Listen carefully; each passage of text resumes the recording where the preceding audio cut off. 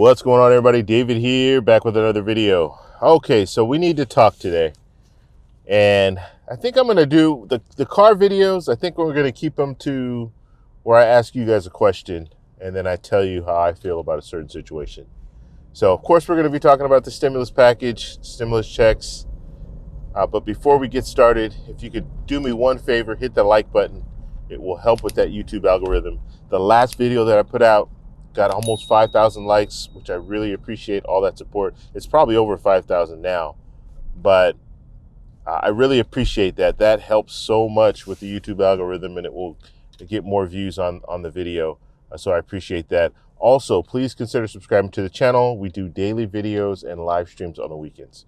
All right, so I'm going to tell you guys a story first, and then we'll get into how I tie this into the stimulus package debate. So a couple years ago, I went to Thailand, and my buddy, he arranged for the hotel and everything, and he found this nice hotel.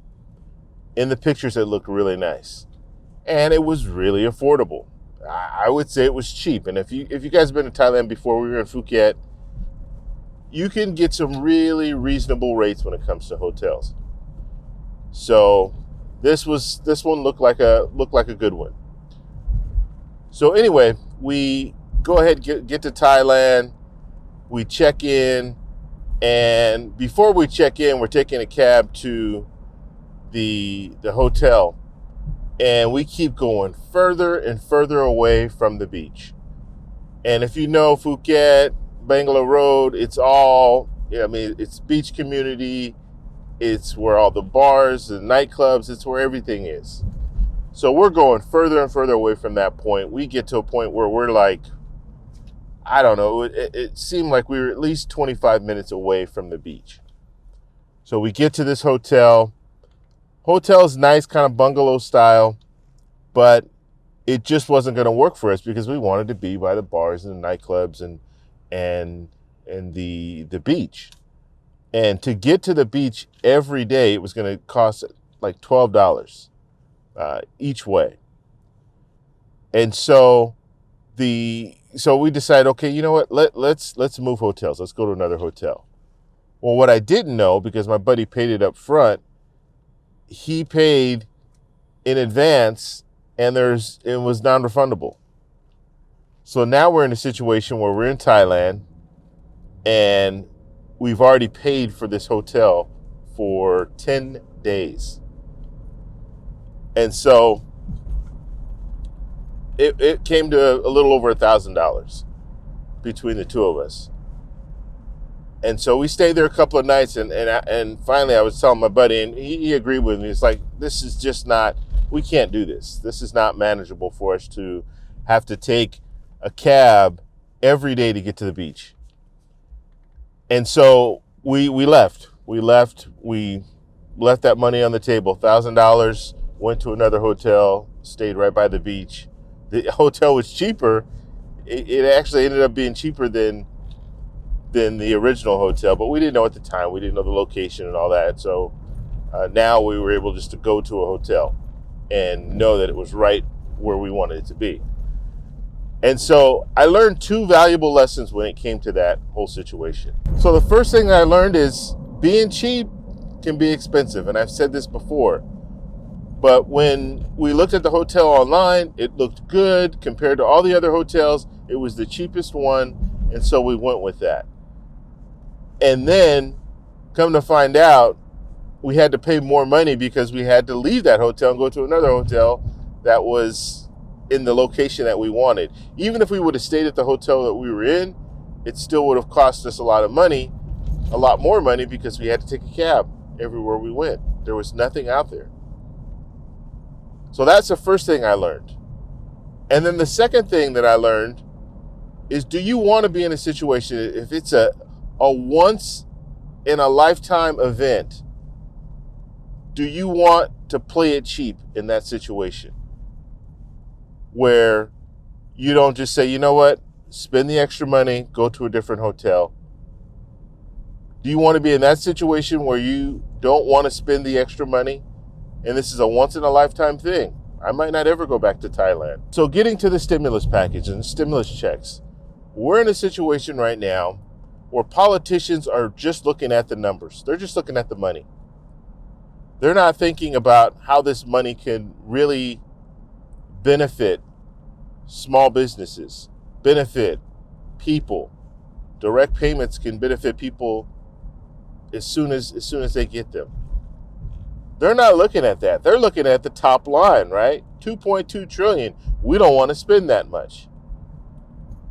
When they've come up, the Republicans, or at least in the White House, they've come up to 1.3 to 1.5 trillion. In the Problem Solvers Caucus, they were at 1.5 trillion. It could go up to 2 trillion if the stabilizers come into play. So when we're looking at a situation like that, this is a once-in-a-lifetime pandemic, let's hope, and we're trying to be cheap or trying to go the cheap route, not realizing that you're going to have some small mom and pop stores and restaurants that might have to close their doors forever, never come back, because we're trying to be cheap. We're trying to save that $700 billion. So instead of going with the 2.2 trillion, we want to go with the 1.5 because it's cheaper. Not thinking about how that 700 billion realistically, when you look at everything, it's a small number when it comes to our deficit. And that's really unfortunate. That's really unfortunate that we have politicians looking at it like that, not thinking this is a once-in-a-lifetime situation where sometimes you just need to spend that extra money. Spend the extra money, you'll be able to earn it back later. As simple as that. And I want to know what you guys think about that. Because all they need to do, all the White House needs to do is say, yep, you know what, 2.2 trillion sounds good to me. Let's go ahead and figure out what's going to be in this bill. But instead, it's all that top line is too much. We can't work with that top line. Because realistically, if you go with 2.2 trillion, okay, you go with that number, and then guess what? You can figure out where that money's going to go. And it's going to be a bipartisan thing where you're figuring out where the money's going to go. It's not just going to be like, oh, 2.2 trillion, then the Democrats they get everything they want. No, it's 2.2 trillion, but you're going to be spending it on a variety of different things that you guys agree upon.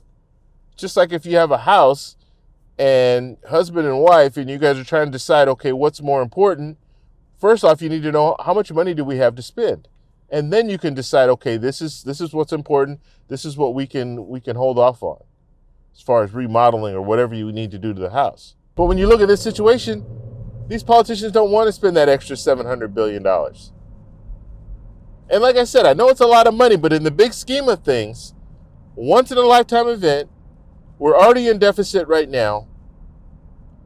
Do you spend that $700 billion? Or do you say, you know what, no deal. It's too much.